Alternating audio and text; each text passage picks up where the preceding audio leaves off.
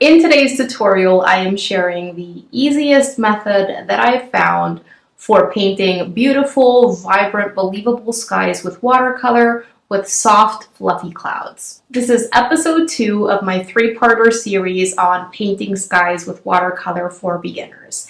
In part 1, I shared how to paint a bright blue sunny day sky, which I would recommend checking out because in that video, I also share must-know tips that will help you succeed with future watercolor skies that you may choose to work on. In the second part, we're going to paint an evening sky together, and in part 3 coming up next week, I'm going to teach you how to paint a sunset with warm and cool colors all in one same sky. In all of the sky painting tutorials that I am sharing in this series, we are using the wet on wet technique to create soft, diffused, organic effects with watercolor. So it's a great opportunity for you to practice using this foundational watercolor technique, which is going to be super helpful for you in the future. All right, with all that said, let's jump in. For this exercise, I would highly recommend having some kind of fine mist spray bottle on hand filled with water so that you can wet your paper as you go, especially in the second part of this process. I would also recommend having both a larger round brush and a medium-sized round brush on hand. The larger brush that I am using is a round wash brush. This would be comparable to maybe a size 22 or 24 round brush. And this large one is going to be important so that we can do our pre-wetting quickly and effectively. And we'll also be using it to paint in our first layer of color. The medium-sized brush that I'm going to be using to actually paint in my clouds and for more controlled areas is a size 14 round. I would say anything from a 10 to a 14 will do just fine to paint in those clouds. I have taped down half of one of my watercolor sheets from one of my current pads. This is cold pressed watercolor paper and it is 140 pounds or 300 GSM in thickness or in weight, and it is 100% cotton. I would always recommend using paper that is 100% cotton, especially when you're going to be using wet on wet techniques and you're looking for soft, organic, kind of diffused effects. I also have one of my Blue Scott absorbent towels on hand and my container of water. With all my supplies ready to go, I start creating my color mixtures that I'm going to be needing for this first layer. I prepare a puddle of Madder Lake Deep, which is a cool red, with a little bit of Payne's gray. I'm just looking to add enough Payne's gray to slightly darken and slightly mute that color so that the red doesn't appear too saturated and too intense in this evening sky. And then I prepare a puddle of Prussian blue, and I also add in a tiny bit of Payne's gray into that, even less Payne's gray into the Prussian blue because the Prussian blue is already a pretty dark, rich blue. So I just added a little bit of Payne's gray into that. If you're using another blue that isn't Prussian blue, then perhaps you would have to add in a little bit more to darken it and mute it down further. I was going for a coffee consistency as I was creating those color mixtures on my palette. So somewhere around 50% paint, 50% water is what you want it to be, especially because we're going to be doing pre-wetting and the water content in your mixtures is going to be added to the water that we have prepared our paper with, which is going to make your color even softer, lighter, even more diluted. With all that ready, I switch on over to my larger round brush and I start bringing a little bit of water at a time from my container onto my watercolor sheet. I start smoothing that water on using gentle horizontal and vertical brush strokes, and I just go over everything multiple times until I see a nice, even sheen. I cannot emphasize enough how important it is that you take time with your pre-wetting process Don't rush it, and make sure that you go over everything multiple times until you see a shiny look all throughout your watercolor sheet and no section of your paper is starting to dry way too quickly. Once I see that even sheen, I start with my first color, and I always like getting started with the lighter color that I'm going to be using, which in this case is the red. And I start painting in this red, starting at the bottom, making my way up. And you can see how I'm leaving sections of paper unpainted. I think it's always important to bring in the paper as part of the piece when we're working with watercolor, because this is part of what will help us create that light, glowing watercolor effect at the end, as opposed to covering up the entire sheet with paint.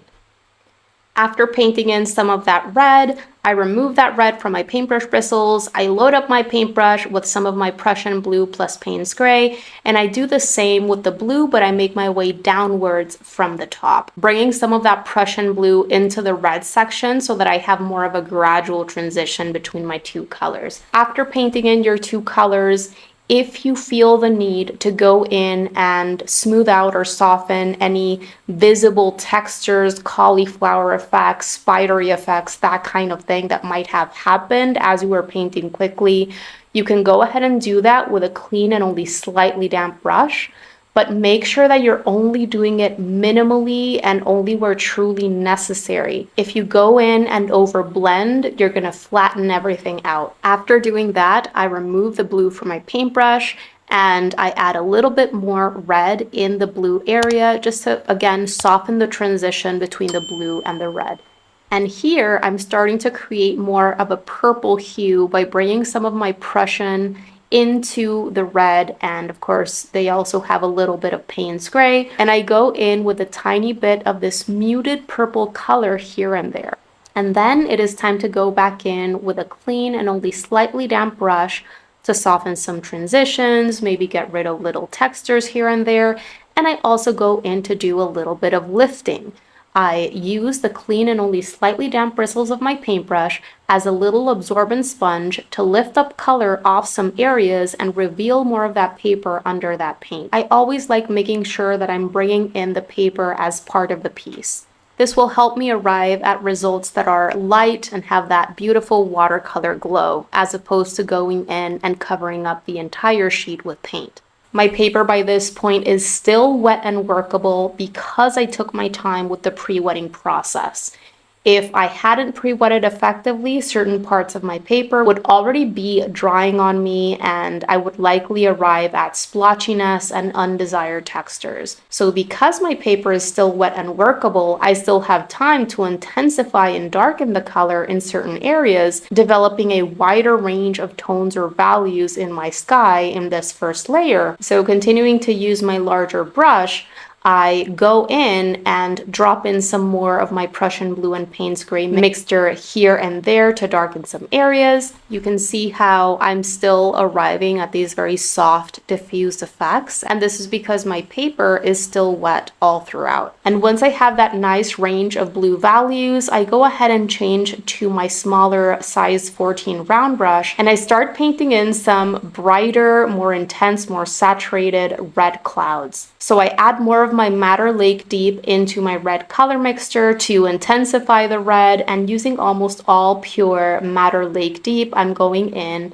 and you can see how I'm using up and down motions, just touching the tip of my brush onto the wet paper, and this creates little soft blooms as the paint travels down the bristles of my brush, touches that wet paper, and then kind of expands outward. Whenever I want to go in and soften edges or create softer transitions, I go in and do that gently with a clean and slightly damp brush. Sometimes I do press my brush a little bit more to create a variety in shapes as I am painting in these clouds, because variety is so important as we're painting organic objects such as clouds, rocks, water, whatever the case may be. So I'm not only using blooms to create my clouds, I'm also sometimes using more kind of lateral dragging motions with my brush, sometimes just touching the tip of my brush to my paper, other times pressing down a little bit more.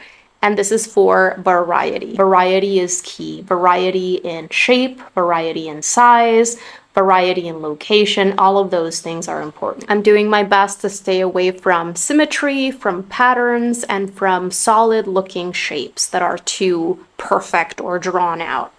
And this is something that I always have in mind when I am drawing or painting organic objects or elements like clouds, rocks, water, etc. Otherwise, our results can turn out stiff and unnatural.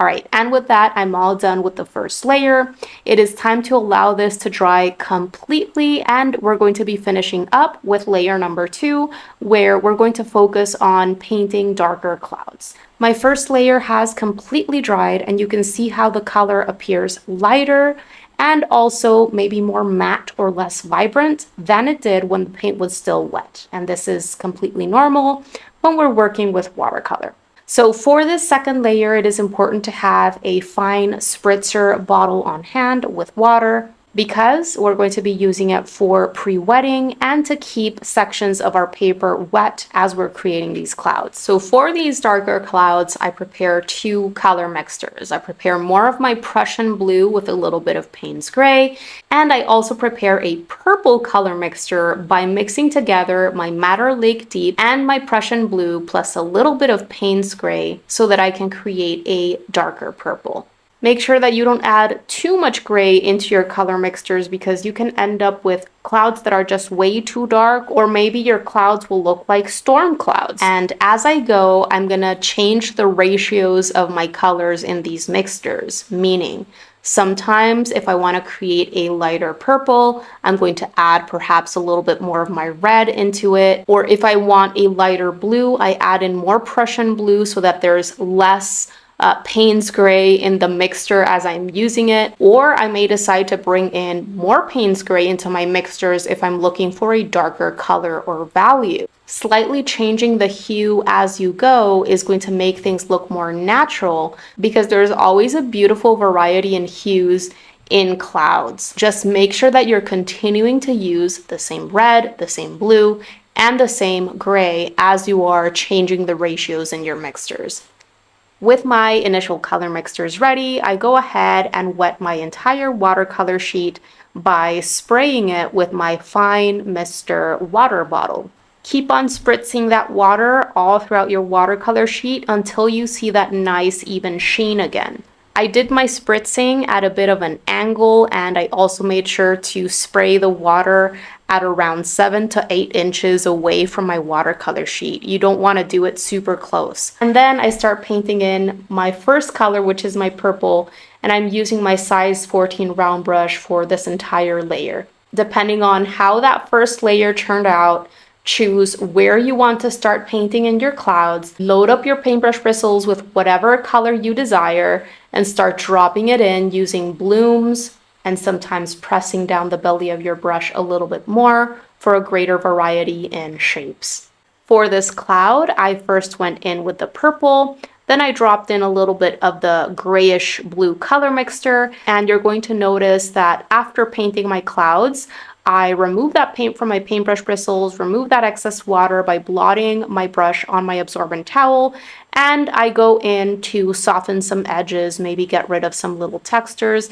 But again, I'm doing my very best not to overwork things or flatten things out. I'm going to continue with this process, coming back to see everything as a whole and making decisions as to where to place new clouds, what cloud shape I want to create, and what colors to bring into my different clouds, depending on what is happening on my paper. I'm making decisions as I go, having fun with it and allowing myself to explore and experiment, and just making sure that I'm taking mini breaks so that I don't end up doing too much. I make sure that as I make my way down closer to the horizon line, my clouds are smaller and smaller, or more and more smushed or less tall.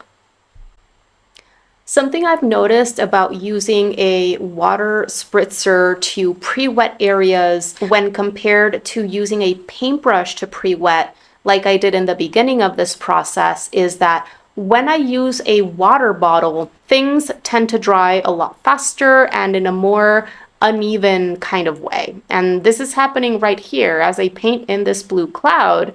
I noticed that I'm arriving at these sharper edges instead of those soft diffused effects that I'm looking for. And whenever this happens, I bring out my water bottle again and do a little bit of spritzing in that area. That will re-wet that section and also soften the effect. You can also wet areas again where you want to add more clouds. And if you want to avoid spritzing over clouds that you've already painted, then make sure that you're changing that angle that you're spritzing from so that you can just wet a specific area as opposed to the whole thing.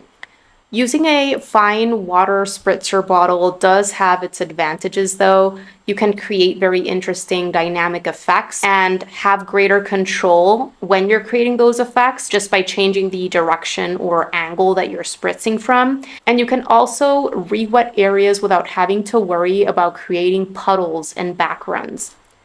Just like with any other tool though, there is a learning curve, and so I want to encourage you to explore and experiment on your own. Painting clouds can be so much fun, and it is a more intuitive painting process because things start taking shape as you go. You never fully know what's going to happen. And so you have to get comfortable making your choices, your decisions as to where to add more paint, where to add less paint, where to change colors and so on as you go, depending on how things are looking. It can be very fun if you allow it to be. Use this as a chance to explore, to play, to be looser, and to practice being less controlling as you're working with this medium, which is something that's going to help you no matter what it is that you move on to paint next. With the sky painting exercises that I am sharing in this series, we are working wet into wet, which is for me the simplest way to paint skies in watercolor. And so with all of the exercises that I'm sharing in these episodes, we will be practicing specifically wet on wet, which is also a foundational watercolor technique that is important to master. It's a great opportunity to practice observing the level of wetness that our paper has, and to understand the different effects that we can create with those different levels of wetness. The greater the wetness, the more the paint is going to move and expand. And as our paper starts becoming damp and no longer as wet, we will still get those soft, fuzzy edges, but the paint is no longer going to expand and move as much. And we really need to practice noticing when the paper is starting to dry, because if we continue working when our paper is drying, we can very easily arrive at splotchiness, backgrounds, and undesired textures. And with that, we're all done with the second sky study. I really hope that you enjoyed this tutorial. Thank you so very much for joining me on this one, and stay tuned for episode number 3 of this series coming up next week. I'm going to be taking you through my process for painting a sunset sky. Hope this was super helpful. Enjoy your art practice, and see you very, very soon.